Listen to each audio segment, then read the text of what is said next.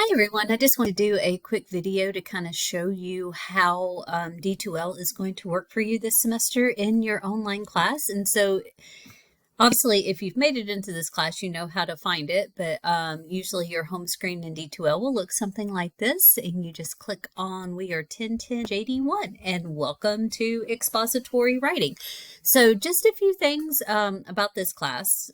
It is completely asynchronous, so that just means you just get things done when you get done. We work on a week by week basis, and so anything that is assigned on Monday is due the following Sunday. I like just to kind of try to keep things nice, neat, and simple like that. The only exception is discussions, and we'll get into that in just a second. So this is the home page. One thing I want you to notice is just here, this is the news feed. Every week around the weekend, sometime on the weekend as time permits, I will post an announcement in the news feed, just kind of going over what we're going to be doing the next week. What are some expectations, anything else that I feel like I need to address. Like if I notice something that people were struggling with on one of the papers, I'll kind of post it in here. It's like, hey, everybody seemed to be struggling with this just a little bit, so you might want to go back and correct this. Also on this home page, there is a calendar on this right hand side, and so like you can go through here and it will show you anything that is due that's coming up with the due dates. Very useful kind of tool there. And also you can, forgot to mention, you can click on those assignments and it will take you to the individual assignments as needed. If you go to the content tab, this is probably one of the most important tabs in here. So it has basically an outline for each of the weeks that we are doing, along with just some helpful links and a link to our online textbook. So if you click on that, you can go to the entire textbook, but over the course of the semester, I will post individual links that will take you directly to the chapters that you need. So that way you're not searching around trying to figure out, oh no, where is a particular chapter? No, I will give you direct links. But if you want to take a look at the book as a whole, that is a link to it. If you look at the getting started, there's just a little bit about me. That's me. I am a Tennessee Tech grad. I'm from Columbia, Tennessee. I've been teaching at MTSU. Oh my goodness. This is going on my 8th year teaching at MTSU, my 11th or 12th year teaching college, and my 20th year in education, or I've been in education in some way, form, or fashion for over 20 years. I do have 4 children. They range in ages from 2 to 19. So we are very busy, but please never hesitate to reach out if you need me. So I have my phone number right there. That is my actual phone number, and that's just because this is an online class. I rarely go into my office at MTSU because I'm teaching all dual enrollment this semester. I teach mostly at Siegel High School, but if you need me, you can reach me at that number right there, free to text anytime. If it's after 10 o'clock, you might not hear from me until the next morning, just because I'll probably be in bed. But you can also email me at honey.denson@mtsu.edu. And again, any questions, anytime. You're not inconveniencing me by asking me for help or for clarification on something. I always get an email or a text that said, I'm so sorry to be a bother, but you're not bothering me. It's my job to help you do your best in this class. So the syllabus can also be found. And if you click on it, it's supposed to pull it up. There we go. Again, it has my number and my email address if you need that. And just some regular old college style, this is a syllabus thing for this class. So being present doesn't necessarily apply to you, but just make sure you're getting all your work done for the week. I'll let you read over this on your own. I'm not going to go over every single little bit of it, but there are a few things that I wanted to point out. One, if you have got something going on that requires a 504 or an IEP, as there's no shame in it. All my kids have something going on, except for the 2-year-old, but I'm pretty sure something will pop up. I have one on the spectrum. I have one with Down syndrome. I have got a daughter with ADHD. All of them have had some sort of education plan put in place to help them be the most successful in the classroom that they can be. As I said, been in education for going on 20 plus years. I have students that are dyslexic. I've had students that have vision impairments. I have students that have hearing impairments. I've had students, again, ADHD is a really, really common one. I've had students with very bad anxiety, and they needed accommodations in order to be successful in the classroom. Guys, my job is to help you get a good grade in this class, good understanding of writing concepts. So if you need some type of accommodation, just let me know. There's no shame in it. I'm very proud of, I'm very, very proud of every single student that advocates for themselves, because you're going to have to learn how to do that. But you can just let me know, but you can also contact the Middle Tennessee State University Office for Accommodations with Students with Disabilities, and they can actually help you set up a plan. It works very differently in college. So in college, you have to go to the office. It's not an automatic renewal thing, kind of like what 504s and IEPs are in high school. You have to let them know, and then they in turn reach out to the professors and go, hey, look, this is the plan in place for this student. I get several every semester. You don't have to do it as a dual enrollment student, but if you want to get into the practice of doing it for future classes, for when you do go off college full time, it's a good, just learn how to do it type situation, but you don't have to. Here are the assignments. Now, I don't have high points assignments, but anyway, it works out the same as if they were on a 100-point scale. I just prefer to do it this way.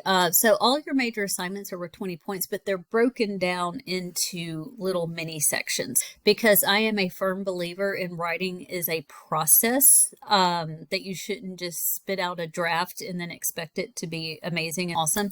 So in light of that writing as a process, you can make whatever grade you want to in this class. If you're happy with a B, take the B. So the way it works is we do drafts. We do a peer review within the discussion boards of this particular course.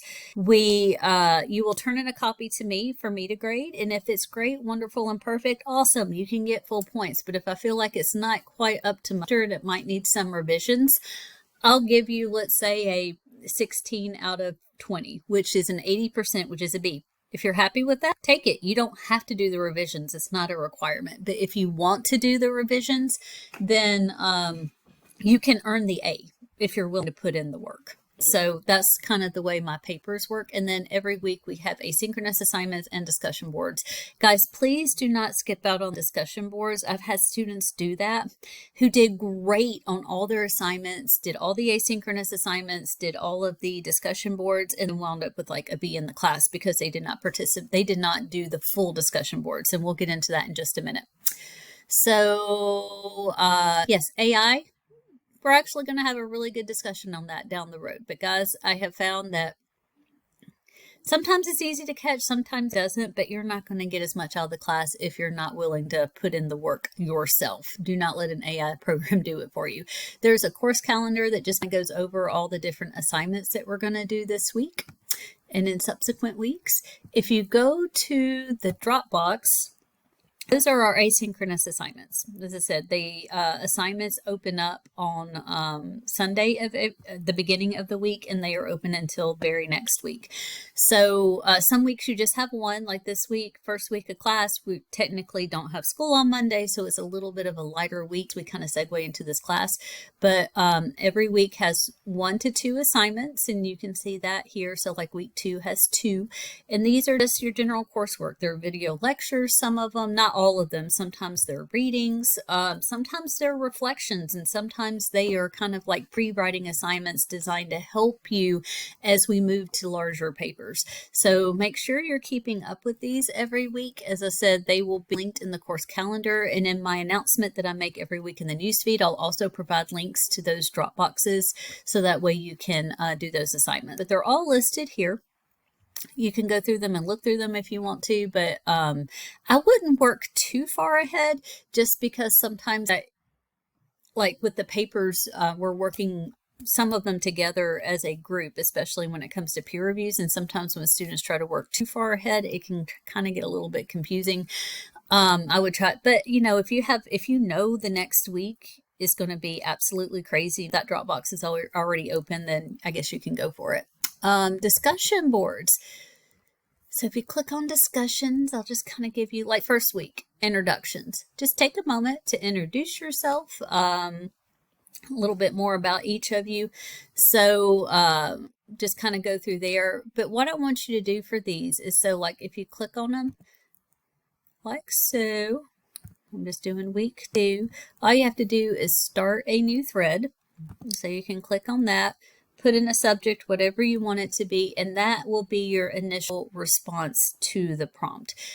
All of these are due on Wednesday, so I need you to respond to the discussion group prompt by Wednesday at 11:59 p.m.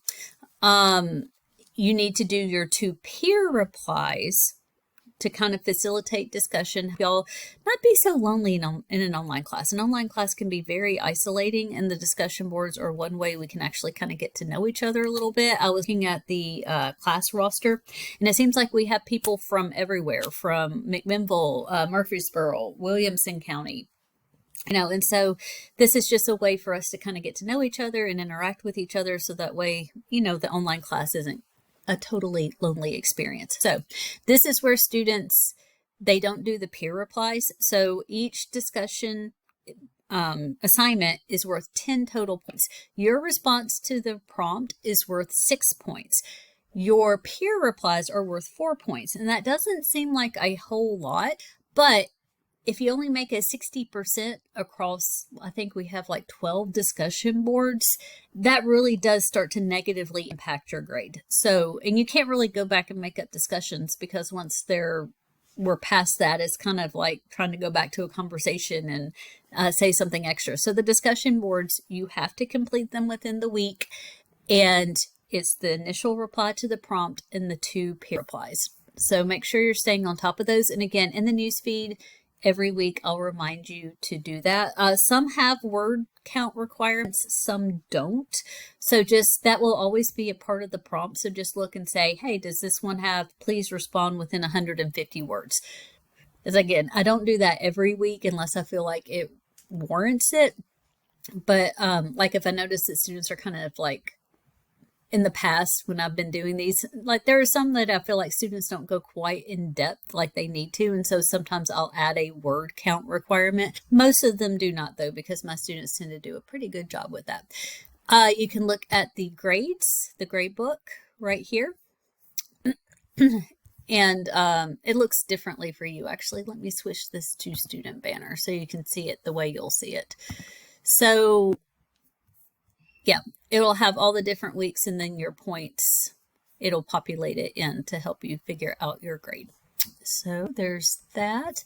And then let me click on one of these assignments. Let me go back to the Dropbox just so you can see what one of them will look like. So your asynchronous week 1, that's what it will look like to you. So it has links to anything that you need. So like here is this bad ideas about writing. That's actually from your textbook. So as I said, I will provide links that will go directly to the online textbook, which is free. I wanted to try to keep the cost down for you, and I know how hard it is to get to campus when you don't live in Murfreesboro. It's hard to get to campus when you live in Murfreesboro. Never mind if you're trying to come from Williamson or Wilson or Sumner County. So yeah, but down here, most of the assignments are a text box assignment. If it is a larger paper, I usually ask you to upload and attach a file. You don't have to for this. All you have to do is type it in the text box, or if you want to write it in Word or something like that, you can also do that and just attach it as a file. You have the option.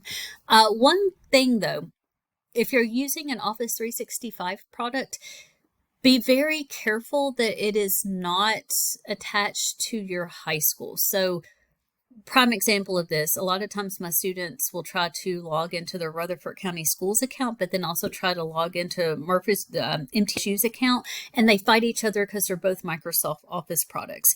I highly recommend that you use different web browsers. So like I'm in Chrome for this one, but like maybe use Edge for MTSU, because the 2 programs, for some reason, they just don't like each other. I can't explain it. It's been a problem for years and no one has come up with a good solution. If you try to upload a document that you have made, let's say in Rutherford County SharePoint, and try to upload it to MTSU, I'm not going to be able to open it. So that is just kind of something to be aware of.